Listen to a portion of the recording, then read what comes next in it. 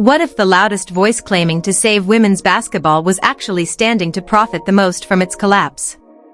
The moment Napheesa Collier sat down on live television and confidently declared that the WNBA should learn from her new league, Unrivaled, something felt deeply off, and within minutes that uneasy feeling turned into outright disbelief as the numbers, the logic, and the reality of modern women's basketball completely dismantled her narrative in real time. This was not a debate between equals, not a thoughtful comparison of two thriving models, but a stark collision between measurable impact and hollow talking points.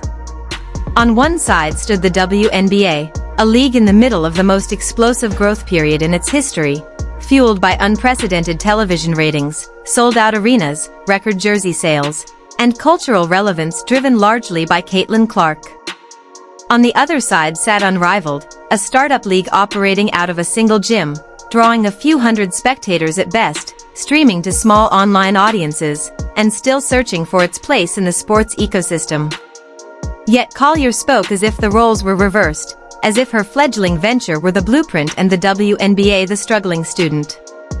That disconnect became impossible to ignore when the host calmly brought up attendance figures, forcing Collier to confront the uncomfortable truth that while Clark's Indiana Fever were packing 15,000-seat arenas and forcing opposing teams to move games to larger venues just to handle demand, Unrivaled games were being played in front of sparse crowds that barely filled a corner of a gym. The contrast was brutal, and as the questions continued, the mask slipped further. When viewership numbers entered the conversation, the gap became a chasm.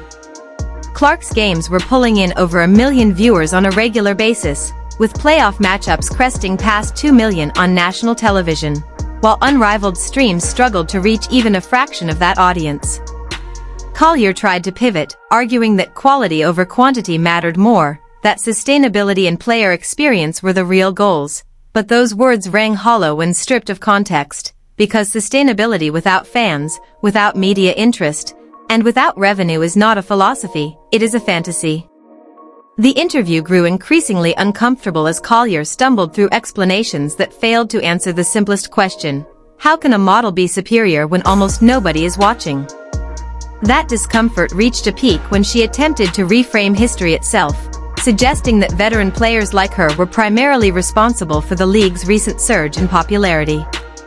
The host did not let that slide, pointing out what millions of fans already knew: women's basketball had existed for decades without ever touching the mainstream consciousness in the way Caitlin Clark did almost overnight. Clark's college games at Iowa shattered viewership records, often outperforming men's games, and her transition to the WNBA ignited a wave of interest that transformed the Fever from a middling franchise into a traveling spectacle. Pretending that this explosion was simply the delayed payoff of long-term veteran groundwork ignored the most obvious reality in sports: star power moves markets, and Clark moved the market in a way no one else ever had. As the interviewer dug deeper, another layer of the story came into focus, one that made Collier's critiques look less like principled advocacy and more like calculated self-interest. Collier is not just a player offering an outsider's opinion. She is a co-founder of Unrivaled and simultaneously the vice president of the WNBA Players Union. That dual role raises a question so glaring it is impossible to ignore: how can someone ethically represent the best interests of WNBA players while running a direct competitor that would benefit enormously from the league's instability? When pressed on this conflict of interest, Collier deflected with vague language about wanting what is best for women's basketball, but she never addressed the core issue of divided loyalties. Every demand she pushes in collective bargaining, every public attack on league leadership, and every suggestion that the WNBA is mismanaged weakens the league's public image and strengthens the case for her own venture as an alternative. The math behind this strategy is as cold as it is revealing. The WNBA operates on a delicate balance of revenue from media rights, sponsorships, and ticket sales, and while growth has been historic, it is not infinite. Pushing for massive salary cap increases without proportional revenue growth risks destabilizing teams, scaring off investors, and creating the very financial strain that could lead to contraction or collapse. If that happens, displaced players would be left searching for opportunities, and suddenly Unrivaled, regardless of its current scale, becomes the only option on the table. This is why Collier's public criticism of Commissioner Cathy Engelbert carries such weight. By questioning Engelbert's leadership and framing internal negotiations as evidence of dysfunction, Collier feeds a narrative of chaos at precisely the moment the league should be celebrating its success. Engelbert eventually pushed back, openly disputing Collier's version of private conversations and accusing union leadership of spreading misinformation, a rare and telling escalation that signaled just how toxic the situation had become. What should have been a victory lap for women's basketball turned into a public relations war, with fans caught in the crossfire and the league's future cast into unnecessary doubt. Meanwhile, the tangible impact of Caitlin Clark continued to speak louder than any interview soundbite. Jersey sales exploded, social media engagement soared, and casual fans who had never watched a WNBA game before were suddenly emotionally invested. Parents brought their kids wore Clark jerseys to school, and cities buzzed whenever the Fever came to town. This was not abstract growth, it was visible, measurable, and undeniable. Against that backdrop, Collier's insistence on tearing down the league that enabled her career looked less like courage and more like opportunism. The live television interview did not just expose weak arguments, it revealed a fundamental contradiction at the heart of Collier's position. You cannot claim to champion the future of women's basketball while actively undermining the institution that is finally delivering that future. You cannot lecture an established league about success while your own venture struggles to attract a crowd. And you cannot ask fans to ignore packed arenas, record ratings, and cultural relevance in favor of theoretical models that exist mostly on paper. By the end of the segment, the damage was done. Collier's confidence had evaporated, her explanations collapsed under scrutiny, and viewers were left with a lingering question that continues to dominate fan discussions online. Was this ever about improving the game? Or was it always about positioning herself to profit if the WNBA stumbles? What happens when a labor leader starts negotiating like a rival executive, and the future of an entire league becomes collateral damage? The deeper you look into Napheesa Collier's public crusade against the WNBA, the clearer it becomes that this is not a spontaneous outburst of frustration or a principled stand for fairness, but a carefully constructed strategy that blurs the line between advocacy and self-enrichment to a degree that should alarm anyone who genuinely cares about the long-term health of women's basketball. At the center of this controversy is a role that carries enormous responsibility: Vice President of the WNBA Players Union. That position is supposed to be sacred, a trust granted by players who expect their representative to fight exclusively for their collective interests, to strengthen the league they rely on for their livelihoods, and to negotiate in good faith with leadership to ensure stability, growth, and fairness. But Collier's situation is unprecedented, because while she sits at the bargaining table demanding sweeping changes to the WNBA's financial structure, she is simultaneously building Unrivaled, a league that directly benefits if those negotiations destabilize the very organization she is sworn to protect. This is not a hypothetical conflict of interest, it is a structural contradiction that plays out in real time with every interview, every leaked negotiation detail, and every public attack on Commissioner Cathy Engelbert. Collier has been one of the loudest voices pushing for a dramatic salary cap increase, floating figures like $10.5 million that sound empowering on social media but collapse under basic financial scrutiny. The WNBA, even with its recent surge in popularity, does not yet generate the kind of revenue that can absorb such a leap without severe consequences. Salaries are paid from real money, not vibes or viral clips, and when payroll begins to outpace revenue growth, teams start bleeding cash, ownership groups get nervous, and investors reconsider their commitments. That is not anti-player rhetoric, it is the economic reality of professional sports. The danger is not just theoretical. The league has already had to extend collective bargaining negotiations multiple times, a clear sign that demands and offers are nowhere near alignment.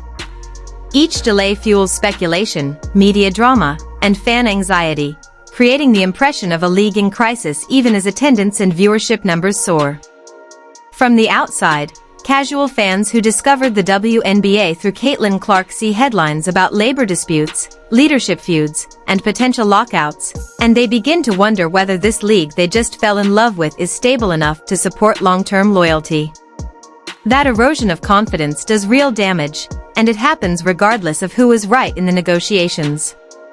Now consider how that damage aligns perfectly with Collier's private interests. If the WNBA stumbles financially, if teams begin to struggle, or if a lockout wipes out an entire season, players will be left without paychecks and fans without games. In that vacuum, Unrivaled suddenly becomes far more attractive, not because it outperformed the WNBA on merit, but because it survived by default.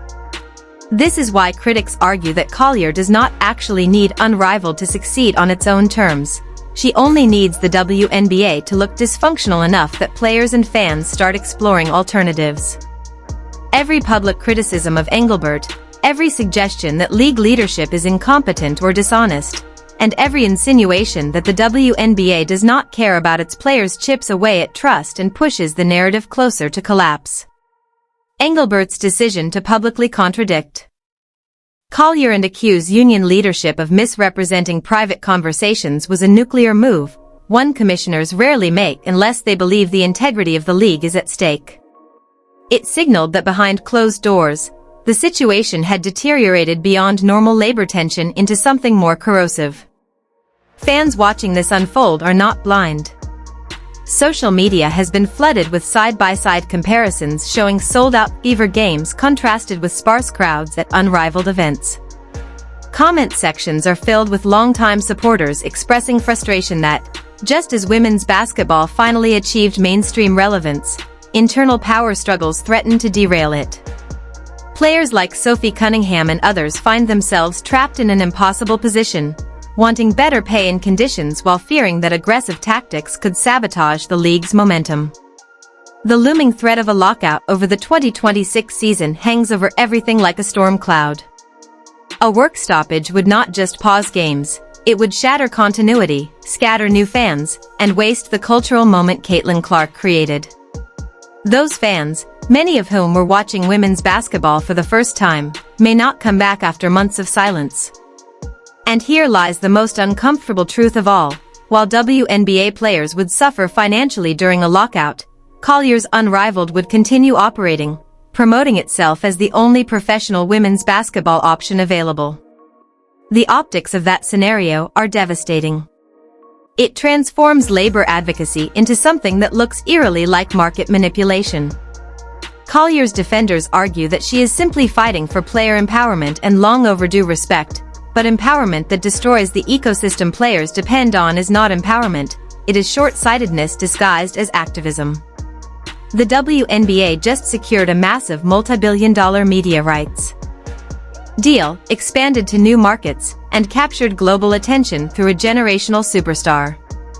This is the moment to consolidate gains, build sustainable growth, and turn fleeting hype into lasting institutional strength. Instead, Collier's rhetoric injects instability at the worst possible time, reframing success as exploitation and progress as failure. That approach may energize a subset of players and fans in the short term, but it risks poisoning the well for everyone else. When future sponsors, broadcasters, and investors evaluate the WNBA, they will not just look at ratings charts, they will assess governance, labor relations, and public perception. A league portrayed as perpetually at war with itself becomes a risky bet, no matter how talented its players are. In that sense, Collier's actions do not just threaten Engelbert's leadership, they threaten the fragile trust the league has finally built with the broader sports world. And the most damning part is that none of this was forced. Collier could have championed player rights while celebrating the league's growth. She could have negotiated firmly without airing grievances in ways that dominate headlines. She could have separated her entrepreneurial ambitions from her union responsibilities to avoid even the appearance of impropriety. Instead, she chose a path that maximizes leverage through chaos, a strategy that may benefit her startup but leaves the WNBA exposed. As fans watch this unfold, the question grows louder and harder to ignore: if the league collapses under the weight of these conflicts, who truly wins, and who is left to pick up the pieces.